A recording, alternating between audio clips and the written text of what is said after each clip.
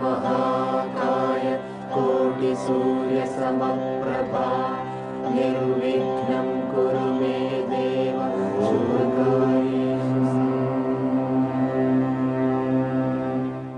ശരശയ്യയിൽ ദൈന്യാവസ്ഥയിൽ കിടക്കുന്ന ഭീഷ്മർ തൻ്റെ ദൈന്യത തൽക്കാലത്തേക്ക് വിസ്മരിച്ച് വളരെ പ്രചോദിതനായി ധർമ്മപുത്രരുടെ ശങ്കകളും ആശങ്കകളും പരിഹരിച്ചു കൊടുക്കുന്ന ജ്ഞാനവൃത്തിയിൽ ഏർപ്പെട്ടിരിക്കുകയാണ്.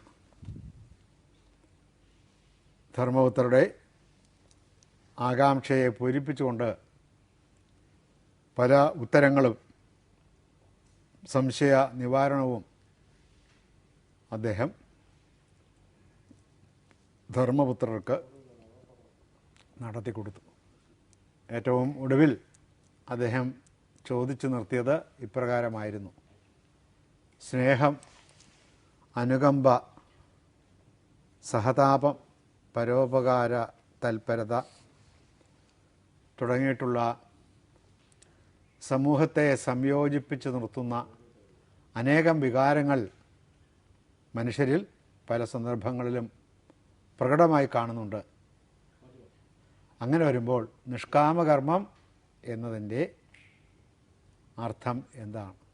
അല്ലെങ്കിൽ നിസ്സംഗത പരിപാലിക്കണമെന്ന ഗീതാ തത്വത്തിൻ്റെ അർത്ഥം എപ്രകാരം ഒരു വ്യക്തിക്ക് അനുഷ്ഠിക്കാൻ സാധിക്കും?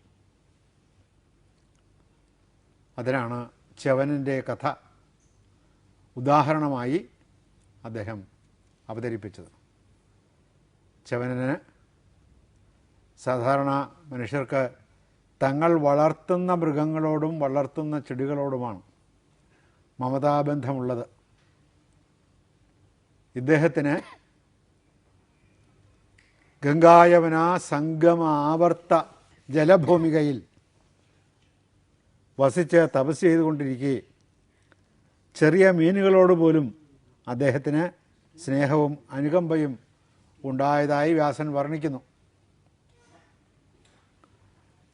അതിൻ്റെ ഫലമായി അദ്ദേഹം മമതാ ബന്ധത്താൽ ആബദ്ധനായി. അത് എങ്ങനെ ഉത്തമ ജീവിതത്തിൻ്റെ ലക്ഷണമായി പറയുന്ന മാനസികമായ നിസ്സംഗതയുമായി പൊരുത്തപ്പെടും എന്നതാണ് ഇവിടെ ധർമ്മപുത്രർക്കുള്ള സംശയം. സാറ് ചവന മഹർഷി തപസ് ചെയ്യുകയും കൂടെ ആയിരുന്നല്ലോ. അപ്പോൾ തപസ് ചെയ്തുകൊണ്ടിരിക്കുമ്പോഴേ എങ്ങനെ ഈ സ്നേഹം വന്നെന്നുള്ളതാണോ നമ്മൾ പരിശോധിക്കുന്നത്? അതല്ല, ഒരു സന്യാസിക്ക് അങ്ങനെ ഒരു പ്രത്യേകമായ സ്നേഹം സാധാരണ മനുഷ്യർക്ക് ഉണ്ടാകുന്ന തരത്തിലുള്ള സ്നേഹം ഉണ്ടാകാൻ പാടില്ല എന്നതാണ് ഇവിടെ ഇദ്ദേഹത്തിൻ്റെ സങ്കല്പത്തിലുള്ള നിസ്സംഗത. എൻ്റേതാണെന്നുള്ള ഭാവം പാടില്ല. എൻ്റേതാണെന്നുള്ള ഭാവം അവയിൽ ചിലത് പിടിച്ചു തിന്നുമ്പോഴും ചിലത് ആക്രമത്തിൽപ്പെട്ട് ചത്തു പൊങ്ങുമ്പോഴുമെല്ലാം ഇദ്ദേഹത്തിന് അത് വളരെ അസുഖകരമായി തോന്നി എന്ന് വർണ്ണനയുണ്ട്. അങ്ങനെ ഈ തപസ്സിലിരിക്കുമ്പോഴേ അവർക്ക് ഈ അഖിലം ജ്ഞാനിതെന്ന വഴി തോന്നുന്ന ആ അവസ്ഥയിലല്ലേ അദ്ദേഹം. അങ്ങനെയുള്ള ഒരാളിന് അത് വൈകാരികമായിട്ടുള്ള മമതാബന്ധം എന്ന് പറയാൻ പറ്റുമോ? അല്ല, അതിൽ വേദനിക്കേണ്ട ആവശ്യമില്ല. അല്ല, വേദനിക്കുന്നത് കൊണ്ട് മനസ്സിലാക്കാം മമതാബന്ധം ശരിക്കായില്ല. മമതാബന്ധം ഉണ്ട്, അദ്വൈത ബോധം ഇല്ല. നിർമ്മമതയാണ് വേണ്ടത്. അതെ, നിർമ്മമതയാണ് വേണ്ടത്. നിർമ്മമതയാണ് താത്വികമായി ദാർശനികമായി ഏറ്റവും മഹനീയമായ ആധ്യാത്മിക അവസ്ഥ. അതിനു പകരം തപസ് ചെയ്യുക കൂടി ആയിരുന്നിട്ടും അദ്ദേഹത്തിന് സംഭവിച്ചു ഈ സഹജീവികളോട് ഇപ്രകാരമൊരു അനുശയം, ഒരു അനുശയ താന്തത, സഹതാപം കൊണ്ടുണ്ടാകുന്നൊരു തളർച്ച അദ്ദേഹത്തിനുണ്ടായി. അങ്ങനെ വന്നാൽ ഉത്തമ ജീവിതത്തെ സംബന്ധിക്കുന്ന സങ്കല്പം, ഒന്നുകിൽ ആ സങ്കല്പം തെറ്റാണെന്ന് വരും, ഉത്തമ ജീവിതത്തെ സംബന്ധിക്കുന്ന, അല്ലെങ്കിൽ ശരിയായ തപസ്സായിരിക്കില്ല. രണ്ടിലേതെങ്കിലും ഒന്നേ ധർമ്മമാവൂ എന്നത് വരും.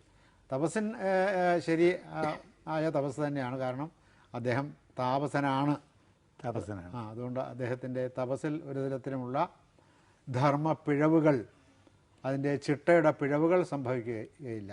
ഈ ചെറുജീവികളോടും അതുപോലെ വലിയ ജീവികളോടും ഒരുപോലെ അദ്ദേഹം സ്നേഹാർദ്രനായി എന്നതും നിസ്സംഗതയും തമ്മിൽ പൊരുത്തപ്പെടുമോ എന്നുള്ളതാണ്. ഈ സ്നേഹാർദ്രനായി എന്നത് അംഗീകരിക്കാൻ ധർമ്മപുത്രർ തയ്യാറാണ്.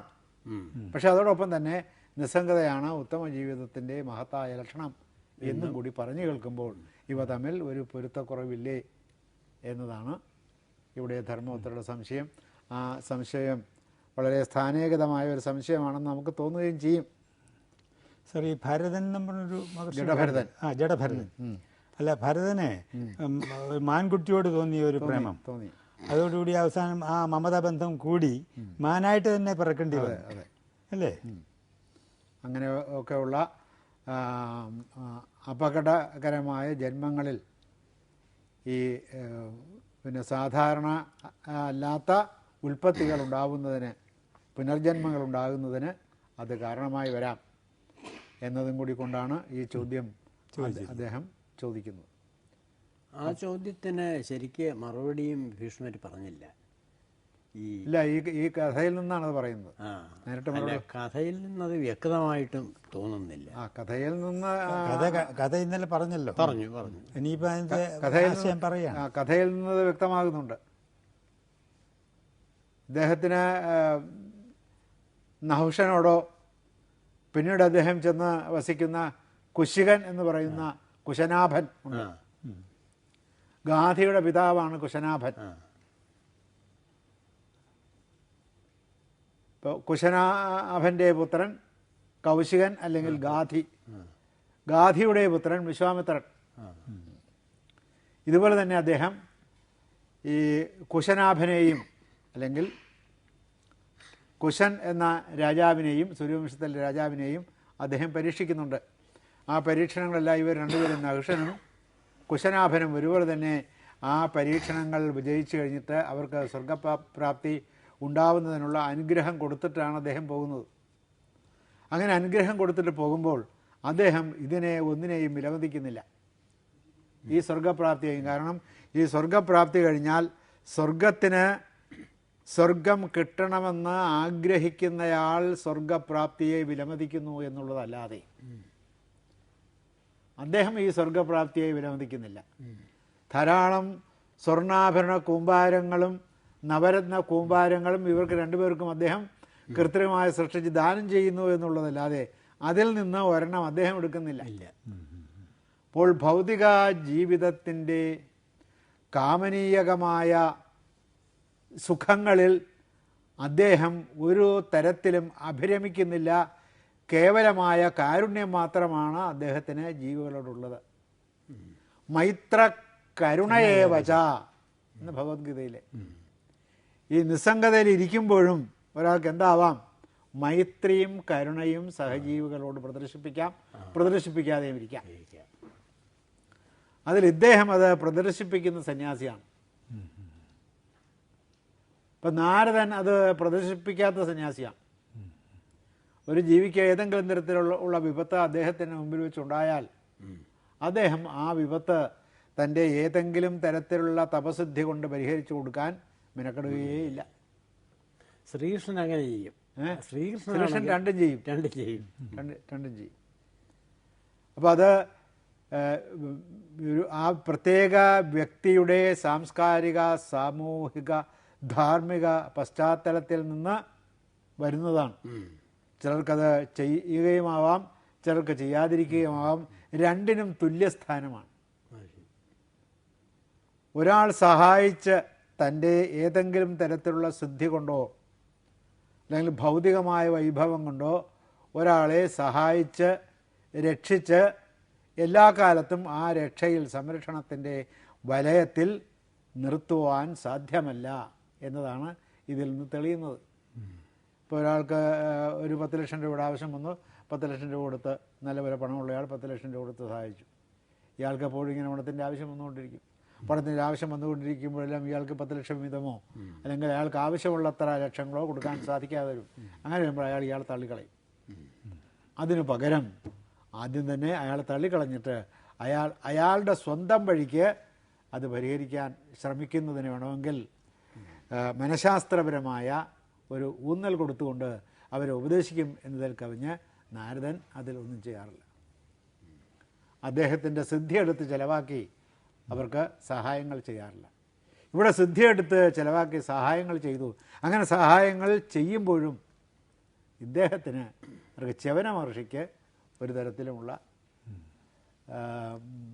മമതാബന്ധം, പുറമേ കാണുന്ന മമതാബന്ധം അദ്ദേഹത്തിനുള്ളിലില്ലാത്തതുകൊണ്ട് അദ്ദേഹത്തിൻ്റെ ഈ വികാരങ്ങളും ഈ വികാര പ്രകടനങ്ങളും ഈ സ്നേഹ പ്രദർശനങ്ങളുമെല്ലാം താമരയിലയിലെ വെള്ളം പോലെ കിടക്കുകയാണ്.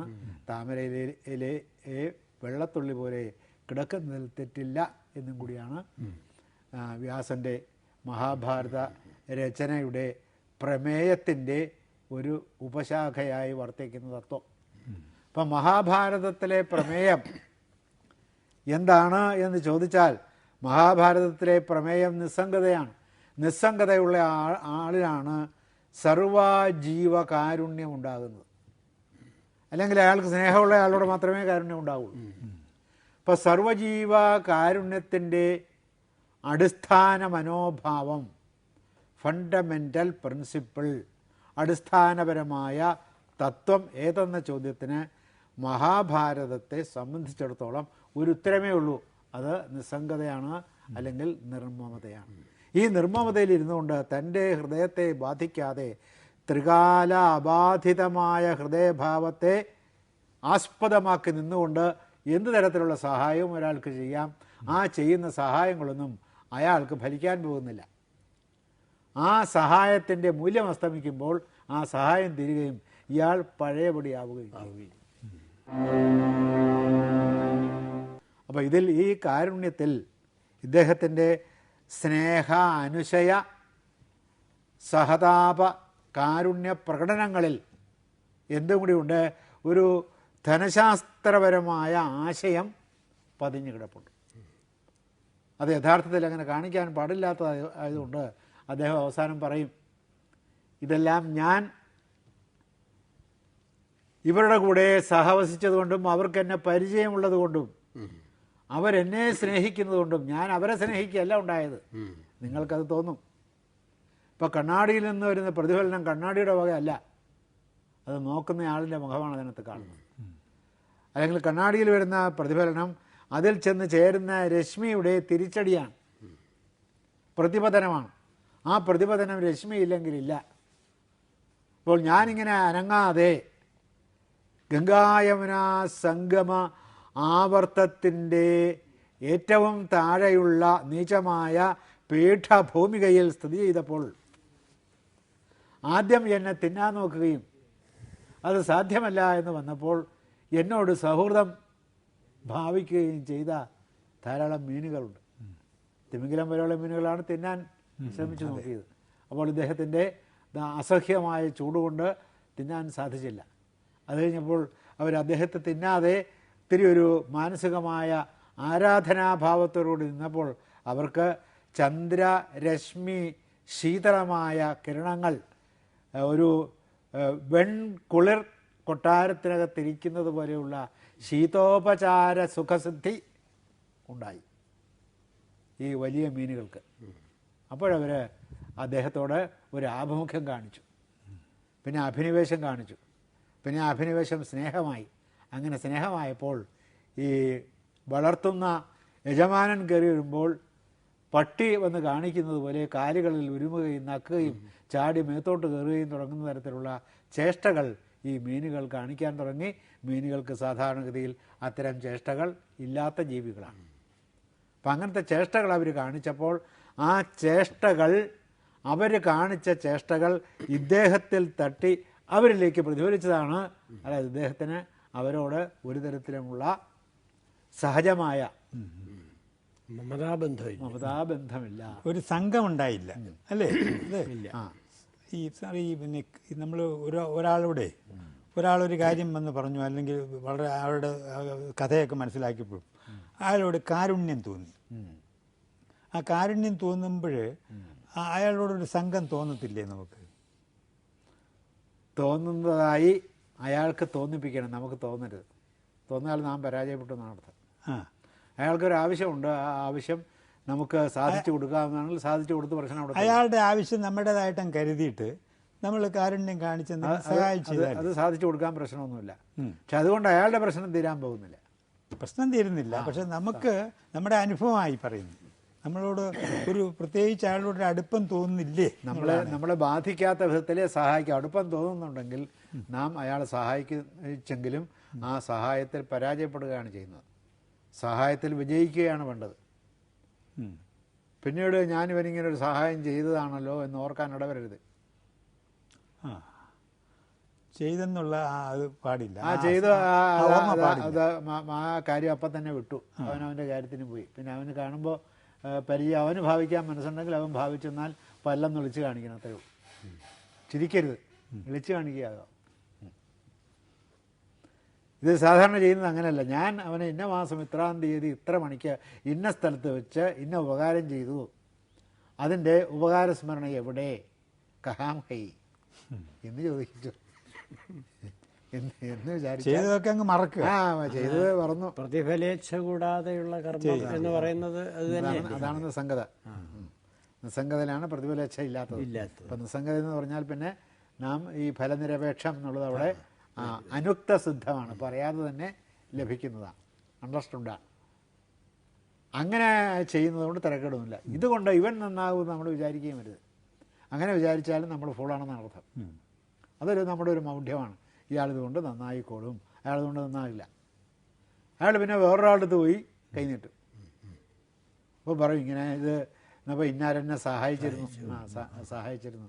എൻ്റെ ആദ്യത്തെ കൃതിക്ക് അവതാരിക എഴുതിയത് ഇന്നാരായിരുന്നു. അപ്പോൾ നാട്ടിലെ ഏതെങ്കിലും വലിയൊരു സാഹിത്യകാരൻ്റെ പേര് പറയും, അദ്ദേഹമായിരുന്നു എഴുതി തന്നത്. ഇത്തവണത്തത് സാറിനെ കൊണ്ട് എഴുതിക്കണമെന്നാണ് എൻ്റെ ഒരു ആഗ്രഹം.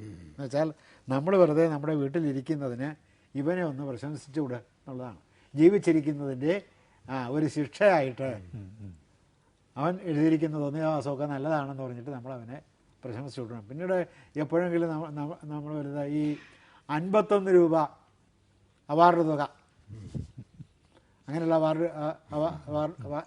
അവാർഡ്. പിന്നെ കോണത്ത് മാധവേട്ടൻ സ്മാരക അവാർഡ്, കോണത്താണ് പുള്ളി താമസിക്കുന്നത്. കോണത്ത് മാധവേട്ടൻ സ്മാരക അവാർഡ് തുക 51 രൂപ. അപ്പോൾ അതിന് നമ്മളൊരു ജഡ്ജാണ്. വലിയ തുകയുള്ളതിൽ നിന്ന് നമ്മൾ ജഡ്ജായിട്ട് വിളിക്കില്ല. അപ്പോൾ ഇവൻ പതുക്കെ വരും, സാറേ ഞാൻ എൻ്റെ പുസ്തകം അയച്ചിട്ടുണ്ട് കേട്ടോ, സാറാണ് അവതാരി എഴുതിയത്, ഇതുപോലെ ഒരു കൃതി സാറ് വായിച്ചിട്ടില്ല അത് ഏറ്റവും മോശമായതുകൊണ്ടാണ് അങ്ങനെ എഴുതുന്നത് വേണമെങ്കിൽ വാദിച്ച് നിൽക്കാൻ നമുക്ക്. അതുകൊണ്ട് ആ അവാർഡ് എനിക്ക് കിട്ടണം, ഒരു സ്വീകരണമൊക്കെ അറേഞ്ച് ചെയ്ത് വെച്ചിട്ടുണ്ട് കിട്ടുമെന്നുള്ള നിലയിൽ കിട്ടിയാൽ അപ്പോൾ പിറ്റേ ദിവസം സ്വീകരണമാണ്. അപ്പോൾ ഈ അവതാരിക എഴുതി കൊടുത്താൽ ഇങ്ങനെയും കൂടി പിന്നീട് ഒരു പീഡനം വരും. ഈ 51 രൂപയുടെ അവാർഡിൽ 50 കിട്ടിയാലും മതി, ഒന്ന് വേണമെങ്കിൽ അടച്ചു തരാം, അതിനും സന്നദ്ധനായിരിക്കും. അപ്പോൾ ആദ്യം തന്നെ എന്ത് ചെയ്താൽ മതി, അവതാരികയെ എഴുതുകയില്ല എന്നൊരു നിലപാട് സ്വീകരിച്ചാൽ പിന്നെ പ്രശ്നം. അയാൾ അവതാരിക എന്ന് എഴുതി തരികയില്ല, കൊള്ളരാത്തവനാണ്, ഒരു ഉപകാരം ചെയ്യാത്തവനാണ്, വൃത്തികെട്ടവനാണ്, അയാളും ശ്വാവും തുല്യമാണ് എന്നൊക്കെ പറഞ്ഞിട്ട് നടക്കും എന്നുള്ളതല്ലാതെ വേറെ അതുകൊണ്ട് പ്രശ്നങ്ങളൊന്നുമില്ല. അപ്പോൾ നമ്മൾ ജീവിച്ചിരിക്കുന്നതിന് വേറൊരുത്തൻ കാണിച്ചു വെച്ചിരിക്കുന്ന ഗോഷ്ഠിക്ക് നമ്മളൊരു അവതാരം എഴുതി കൊടുത്ത് ഇതുപോലെ എഴുത്തുകാരൻ വേറെ ഇല്ല എന്ന് പറയണം. ഇപ്പോൾ അങ്ങനെ പറയാൻ നിൽക്കരുത്. കാരണം അയാൾ മൂന്നാമത് വേറൊരു കൃതി എഴുതും, അപ്പോഴും വരും, അത് ഒരെണ്ണം നമുക്ക് തരും, സാറൊരു കുറിപ്പ് എവിടെയെങ്കിലും ഇതിനെക്കുറിച്ച്.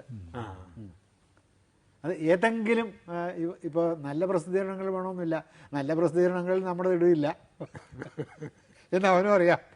അതുകൊണ്ട് ചീത്ത പ്രസിദ്ധീകരണങ്ങളിലെ ഏതെങ്കിലും ഒന്നിൽ ഇങ്ങനെ അങ്ങനത്തെ ചില മാസികകളുള്ള നാട്ടിൽ സോവനിയറിലായാലും മതി. പിന്നെ ശ്രീകണ്ഠ പൊതുവാൾ സ്മാരക വായനശാല, ആകെ പുസ്തകങ്ങളുടെ എണ്ണം 15. അപ്പോൾ ആ വായനശാല ഒരു സോവനിയർ ഇറക്കുന്നു. അപ്പോൾ ആ സോവനിയറിൽ ഇവൻ്റെ ഈ കവിതയെക്കുറിച്ച് നമ്മളൊരു കുറിപ്പെഴുതി കൊടുക്കണം. അപ്പോൾ ഇതെല്ലാം നേരത്തെ തന്നെ ചെയ്യുകയില്ല എന്നൊരു നിലപാട് സ്വീകരിച്ചാൽ അതായിരിക്കും ഏറ്റവും ഉത്തമം. സന്യാസി ഇങ്ങനെ ചെയ്യുകയില്ല എന്ന നിലപാട് സ്വീകരിക്കുന്ന ആളാണ്. അതുകൊണ്ട് ഒരാൾക്കൊരു ആപത്ത് വരുമ്പോൾ ആ ആപത്തിൽ സഹായിച്ചോളണമെന്നില്ല, സഹായിക്കുന്നത് കൊണ്ട് പ്രശ്നവുമില്ല. പക്ഷേ സഹായിക്കുമ്പോൾ അതിന് പലതരത്തിലുള്ള നിബന്ധനകൾ വയ്ക്കേണ്ടതുണ്ട്. ഒന്ന്, അവനെ സഹായിച്ചു എന്ന് ഞാൻ ഒരാളോട് പറയുകയുമില്ല. അത് പിന്നീട് അതിൻ്റെ പേരിൽ ഒരു സഹകരണം അയാളിൽ നിന്ന് പ്രതീക്ഷിക്കുകയുമില്ല എന്നൊരു നിലപാടിൽ നിന്നുകൊണ്ട് സഹായിക്കാം. ആ സഹായത്തിന് വേണമെങ്കിൽ കാരുണ്യം എന്ന് പേര് പറയാം. കാരുണ്യം എന്നത് അതല്ല. ശരിക്കുള്ള കാരുണ്യം എന്ന് പറയുന്നത് ഇപ്പോൾ വ്യാസന് ജനങ്ങളുടെ നേരെ തോന്നുന്ന, സഹജീവികളുടെ നേരെ തോന്നുന്ന ഒരു മനോഭാവമുണ്ട്. സ്വസ്ഥമായ, സ്വൈര്യമായ, ധാർമ്മികമായ, നൈതികമായ ജീവിതം നയിക്കാനുള്ള എല്ലാ ദാർശനിക പദ്ധതികളും ഉണ്ടായിരിക്കെ മനുഷ്യൻ അത് ഗവനിക്കാതെ ദുഃഖത്തിൻ്റെ വഴി തേടി അതാണ് സുഖമെന്ന് തെറ്റിദ്ധരിച്ച് അവൻ അപഥസഞ്ചാരം ചെയ്യുന്നു. അവരോട് വ്യാസന് തോന്നുന്ന കാരുണ്യം ഒരു മനോഭാവം എത്ര പറഞ്ഞിട്ടും മനസ്സിലാകുന്നില്ല അവർക്ക്. ഊർദ്ധബാഹുർവിരോമേഷ,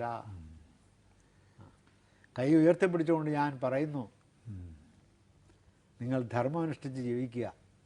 ധർമ്മേച്ച അർത്ഥേച്ച കാമേച്ച. നിങ്ങൾക്ക് കാമവും അർത്ഥവും ഉണ്ടാകുന്നത് ധർമാനുഷ്ഠാനത്തിലൂടെയാണ്.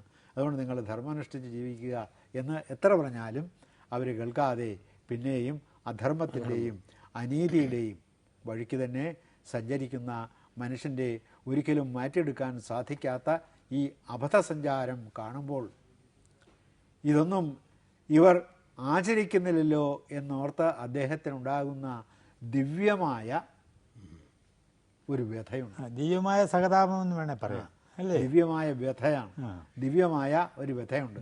ആ ദിവ്യമായ വ്യഥയുടെ പശ്ചാത്തലത്തിൽ വർത്തിക്കുന്നത് സർവജീവി കാരുണ്യമാണ്.